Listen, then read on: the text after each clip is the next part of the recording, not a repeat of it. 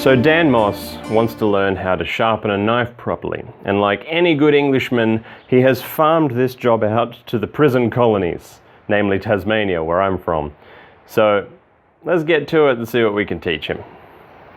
Now, the first thing you're going to want to get for yourself is a really nice sharpening setup. This is the TS Prof system, all the way from Russia. It's beautifully made. Hey, Alex! Alex! No one has all this crap at home. What are you doing? So, like I was saying, what you're going to want to do is get yourself some nice Japanese whetstones to sharpen your knives with. Now these Dude, Japanese sharpening stones? I asked for a video for the home gamer, not a pro. Okay. So, as I was saying, if you want to learn to sharpen knives, the first thing you need to get yourself is a simple oil stone. Now you can find these really easily. Alex, I'm this close to pulling the plug, all right?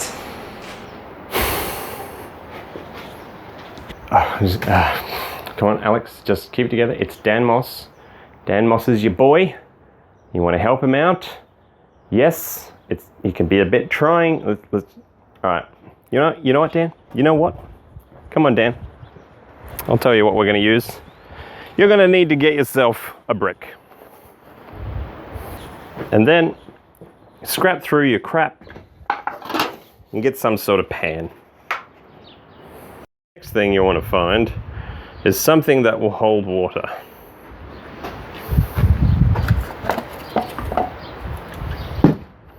This'll do. Now, fill said container with water.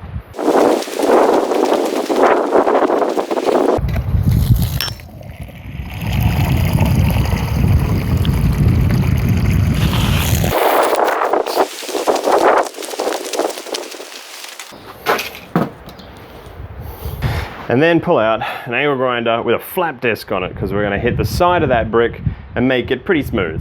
Doesn't have to be perfectly smooth. Get it as smooth as you can. Flap disc's pretty good for that. Don't push too hard. Nice and level, smooth strokes. Get it nice and smooth. And then we'll move on to the next step.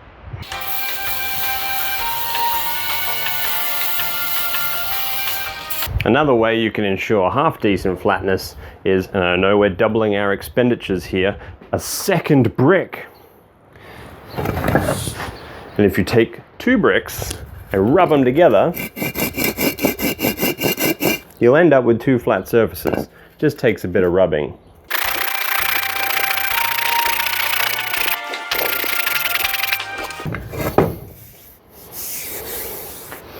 It's a largely flat brick. You're never going to get it perfect because it's a brick. But they're free and they sort of just line around the place. So once you've got that kind of smooth, you can kind of see there's little bits of pitting and aggregate and things in there. It'll still work just fine. Not great, but since Dan doesn't want to use fancy equipment, everyone can find a brick. So today we're going to be sharpening this terrible, cheap dollar store chef knife. And it's going to have a very specific edge because of what it is used for. But different things will have different edges. So let's do a little bit of anvil theory to explain what we're about to do with this brick. Anvil theory. More like Danville theory. Lol. Bloody crap everywhere. Who made this? Jesus. All right. So if you were to look down the end of a knife, let's say you're holding a knife here, if you were to look down there, you'll see something that looks kind of like this on most knives. And an edge there, and a spine there. Now, I'm simplifying, of course. There are many types of blades. This is just some theory that should tell you the basic principles. Now, you've got here an edge. Which on some knives is a micro bevel like this, on some knives is chisel ground or basically Scandi ground all the way down the knife to a point. So this concept is going to work for both types, but just so you know, we are focusing on this point here, which is called the edge, because this is the part that runs down and the part that contacts the food or wood or whatever it is you're cutting first. Now, the angle of that V is going to dictate what the blade is good for, what it's useful for. So an axe that's going to be chopping and trying to part metal really violently is going to have a very obtuse angle here, compared to something like a chef knife like we're doing, which needs to have a very, very small, thin angle that's sort of wide so that it can slice. Because you don't really slice with an axe. If you're trying to slice logs of wood, you are using your axe incorrectly. Now, when you have the V of your edge, if you were to draw a invisible line down the middle, this, when I'm referring to the angle of the blade, I'm referring to half of it. That's the angle. This is the compound angle. So what I'm going to try and do on this one, just so it's nice and obvious, I'm going to put 10-degree angle on it, which will be a 20-degree compound angle on my chef knife, because this is a cheap, nasty chef knife, and that's just the way it goes. But work out what the task is that you're going to be putting your knife through, and that will define the angle of your bevel. Now, the knife that I'm sharpening already has a bevel ground onto it, so I'm just going to be following that, and we'll show you how it works. So if you're looking at the surface of our brick, we're going to be holding the knife so that it goes down like this, but the bevel is actually flat against the surface of the stone. So if we were to zoom in on that massively,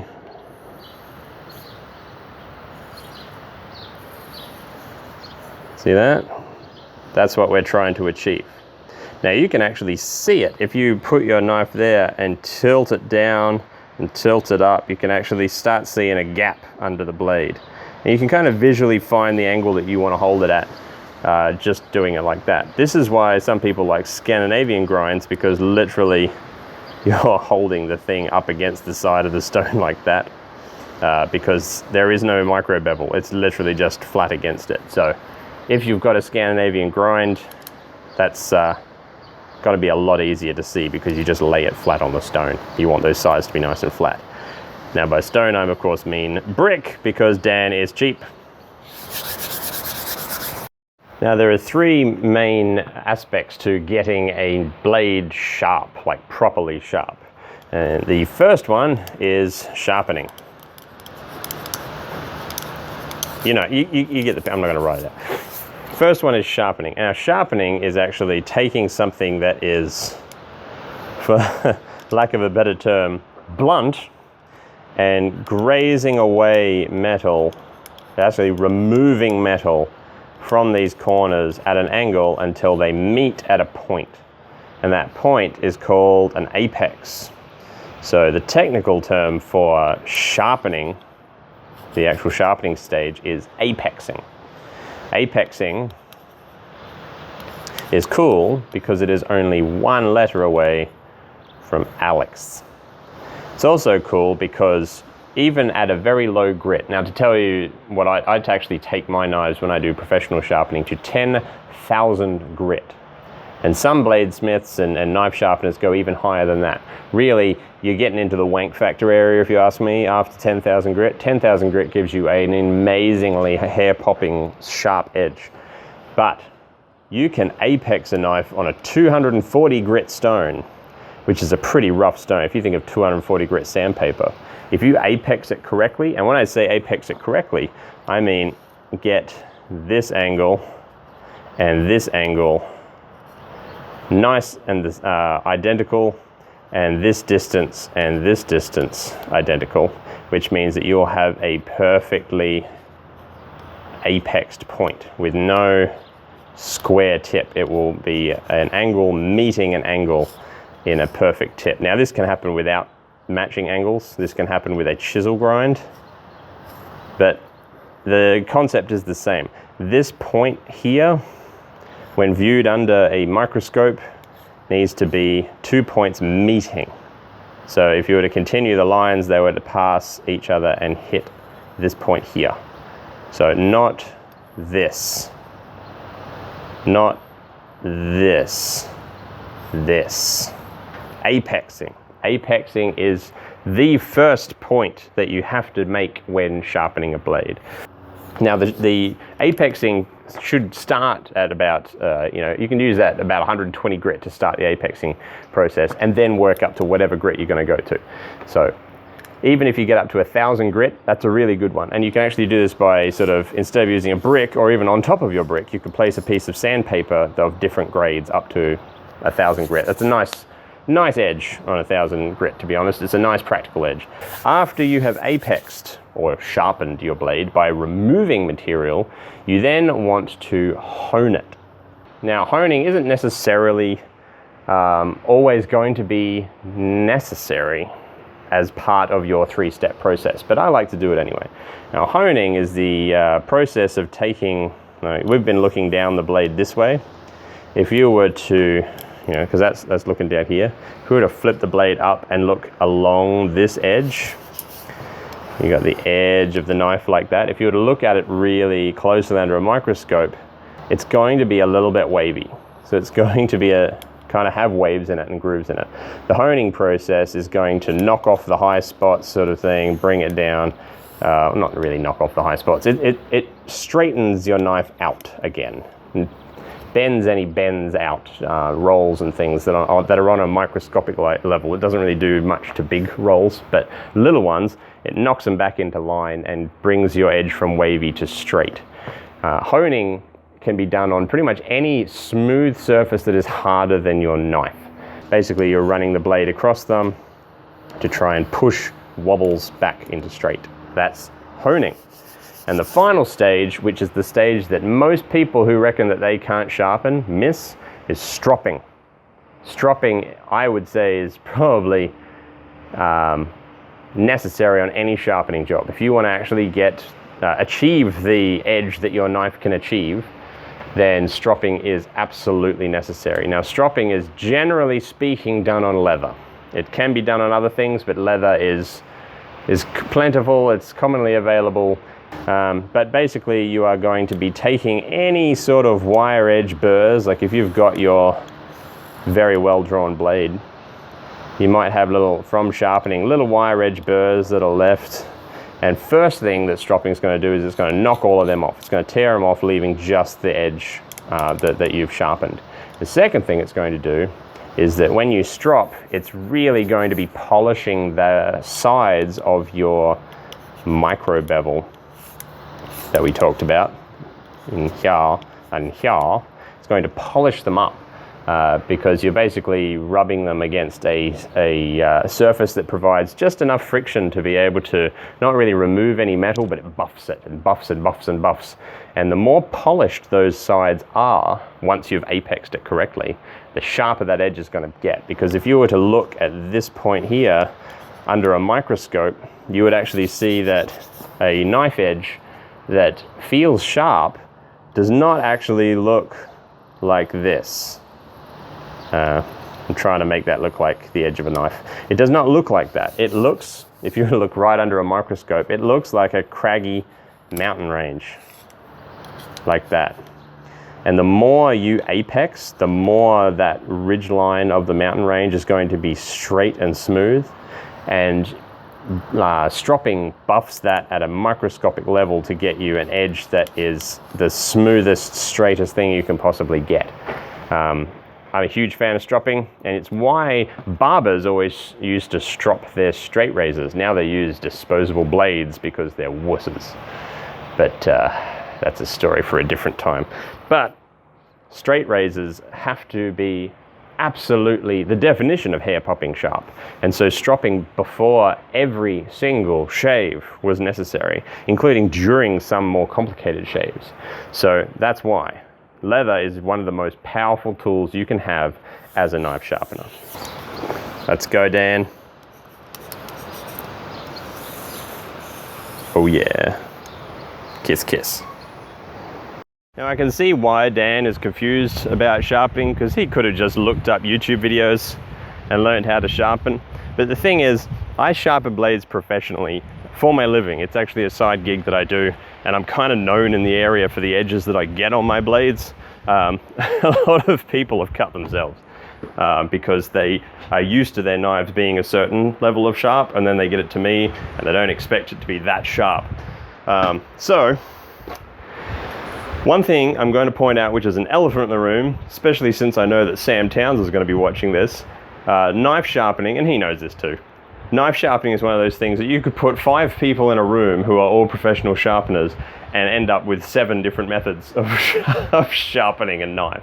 So this is a really rustic, sort of backwater way of sharpening a knife that is going to get you a serviceable edge with no tools, really. The only tool we've used so far is an angle grinder, and I showed you don't even need to use that. Anybody can find a brick. It's that simple. It's not the only step in this process. There's 3 parts to this, but we are going to cover them all later, and none of them require any specialist tooling whatsoever. So, yes, people are going to disagree with this, but when it comes down to it, think about the practicality. If your knife is sharp at the end of it, and it cuts effectively and does the job that it's intended to do well, who cares how you got there? It's as simple as that. Now, I'm sure, Dan, I don't need to break down this setup for you.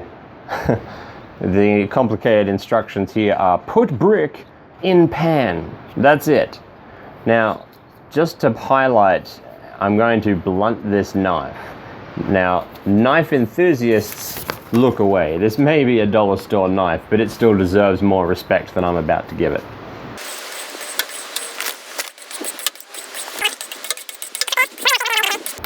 Oh, this feels so wrong.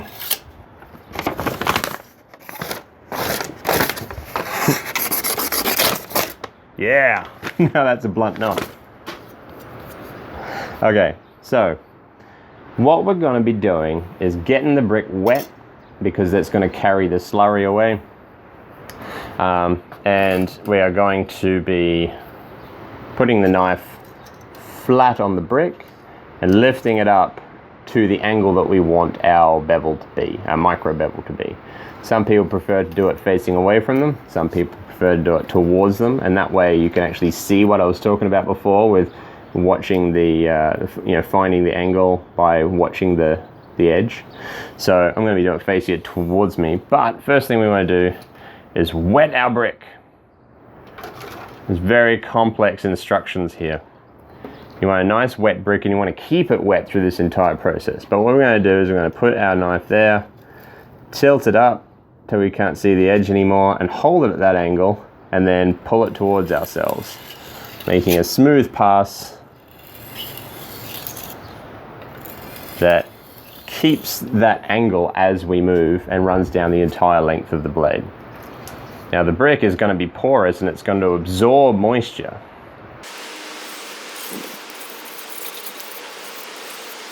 And if you examine the other side of your blade, you'll actually be able to see parts of it will get shiny.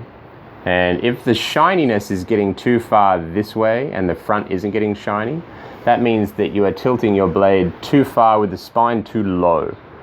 And if only the tip of the edge is actually getting shiny and not the back, that means you're tilting it too high. So just check it every so often. A really good tip for this is to actually take a Sharpie and color in your edge, and then do a couple of passes and see where the Sharpie has been removed. That's a really great way to see if you're actually getting your angle right.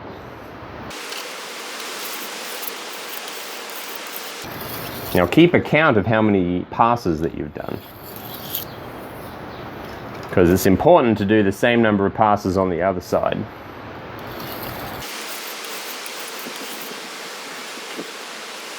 Now you'll see as I do this, I am running my fingers underneath the edge that has been in contact with the brick.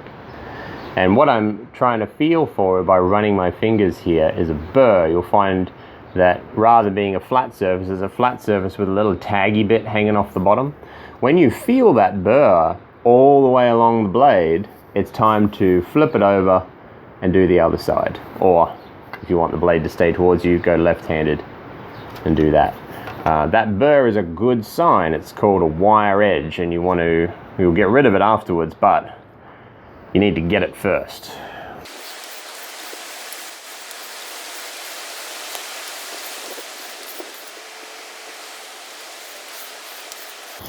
Now, a common question you'll hear on people asking about sharpening is, well, how much pressure should I be putting against this?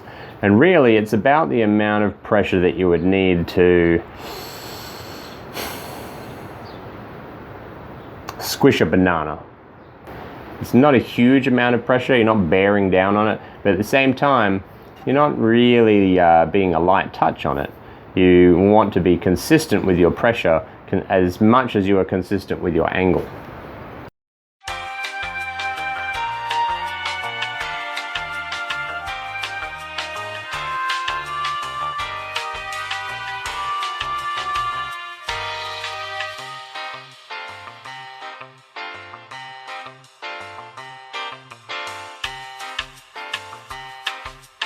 Now, you need to be prepared to do this for a while if you are using a brick, but these concepts work exactly the same on a whetstone or an oil stone or any sort of stone.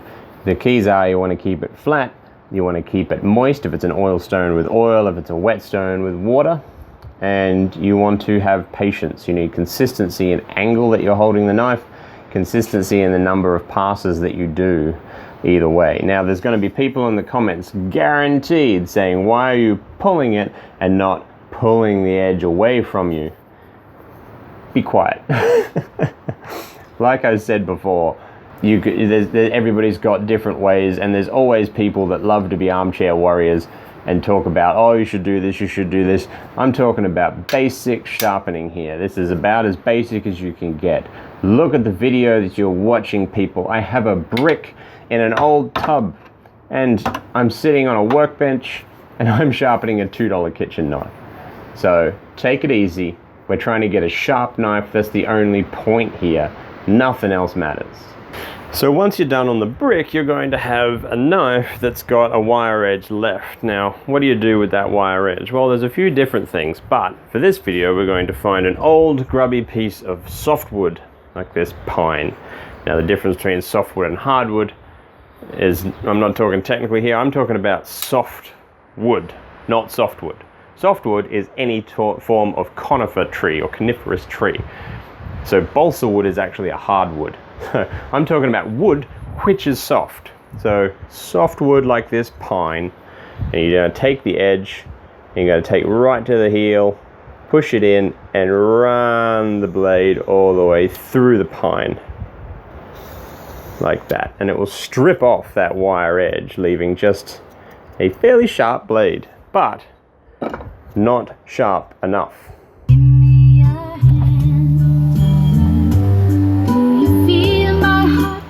Now, the next piece of expensive equipment that you're going to use to sharpen your knife is a car. Now, Dan, I'm pretty sure they have cars in England. So what specific part of the car that you want is the window. Now, you'll notice that the top edge of the window is glazed over. That glazing is nice and smooth, and it's nice and hard. So you're going to take your knife, and exactly the same angle that you were holding on your brick before, you're going to hold on the edge of the window, and you're going to pull along and do probably 8 to 10 strokes on each side.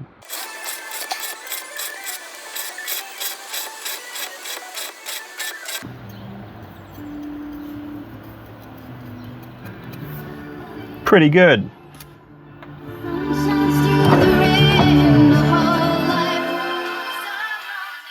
And so the final thing that we need to finish sharpening our knife is right under your nose, Danny boy.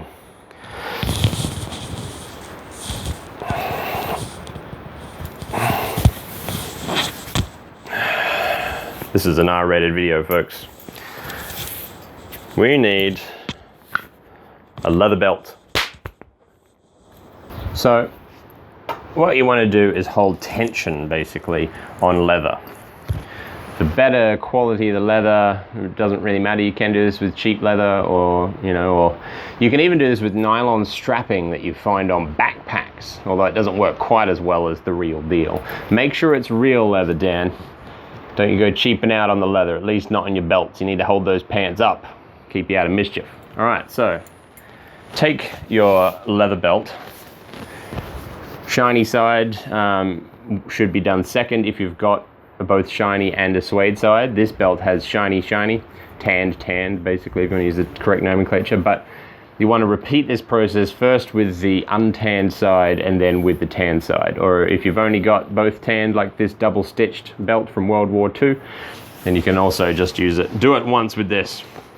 Maybe do it twice with this. So you want to stand on one end, pull the other end taut. And you want to take your knife, and whatever the angle was that you were holding it on your stone, you want to increase it just a little bit more. Not huge amounts, but just a little bit more. And you want to put good pressure down and drag. Do this 2, 3, 25 times on one side, 25 times on the other side, and then 25 times alternating. And that is how you strop a knife on the rough. And now it is pretty sharp. You saw how bad it was last time, right?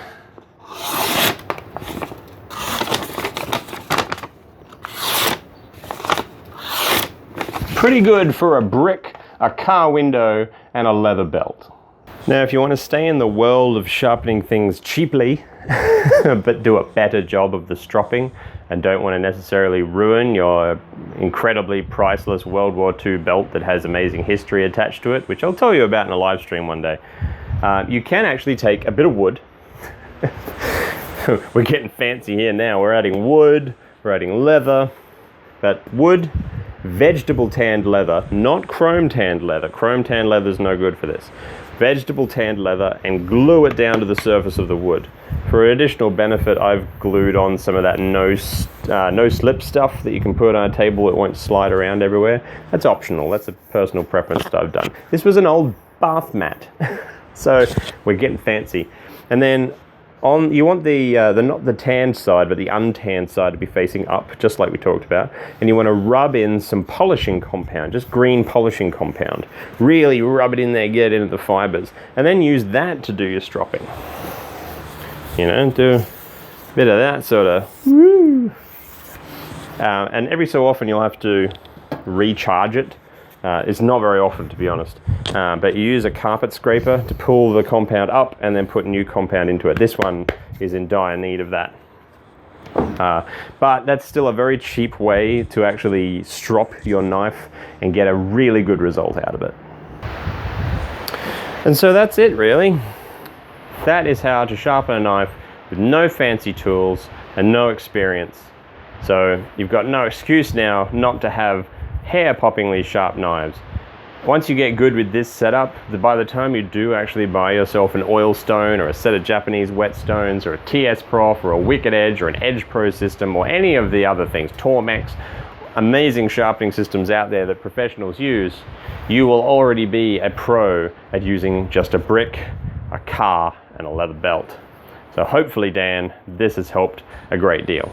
Well, that turned into an awesome video. Thank you so much, Alex. That great content and loads of awesome information. So hopefully I'm going to be able to use all these super cool techniques that I've learned today in this video, in my video that will be coming very soon, where we will be making a draw knife. So I look forward to seeing you over on my channel. And if you haven't already, subscribe to Alex's. This guy's hilarious. No worries, mate. So, if you liked this content, be sure to subscribe if you haven't already. Be sure to follow me on Facebook and Instagram. And be sure to follow me on Patreon, because I give all sorts of pro tips on knife making, blacksmithing, business, all sorts of things. It's fun. You should join in. And definitely go over to Dan's channel. Check out his video. It's really cool. And his channel is awesome. It's always been one of the ones that inspired me. Otherwise, guys, I hope you have a fantastic weekend, and we'll see you next time. Bye.